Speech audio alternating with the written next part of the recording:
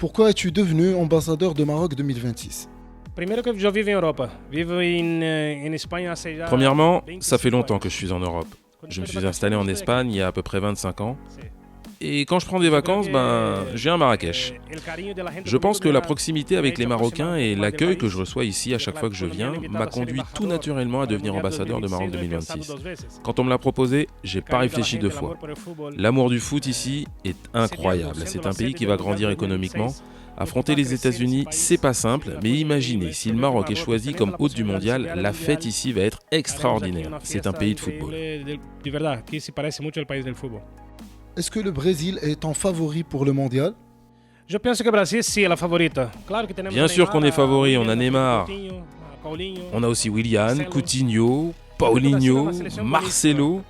L'équipe est très très bonne. Je crois aussi que le nouveau sélectionneur peut refaire du Brésil une équipe qui gagne. Depuis ma génération en 2002, le Brésil n'a plus remporté la Coupe du Monde.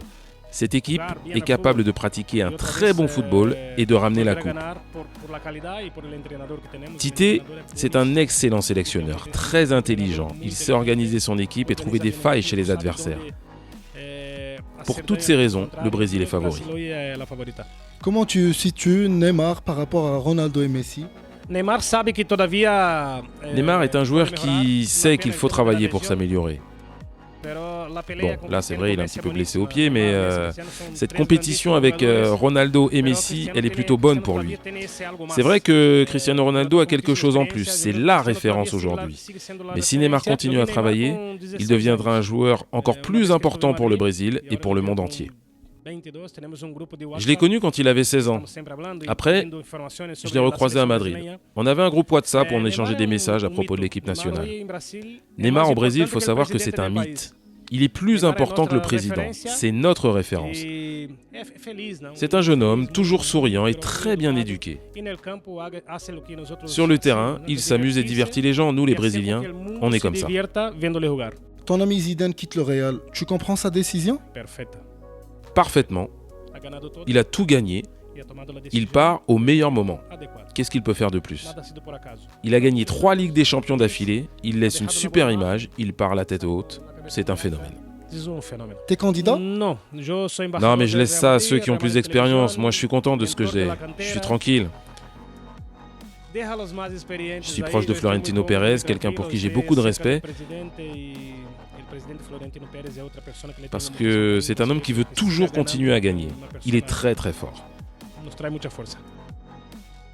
Tu connais l'équipe du Maroc? Bien sûr, oui, c'est une bonne équipe avec un bon entraîneur. Je connais Boussoufa et Achraf, forcément, je le croise tous les jours. Boussoufa, je l'ai eu comme joueur à Abu Dhabi dans un mondial de jeunes qu'on a gagné d'ailleurs.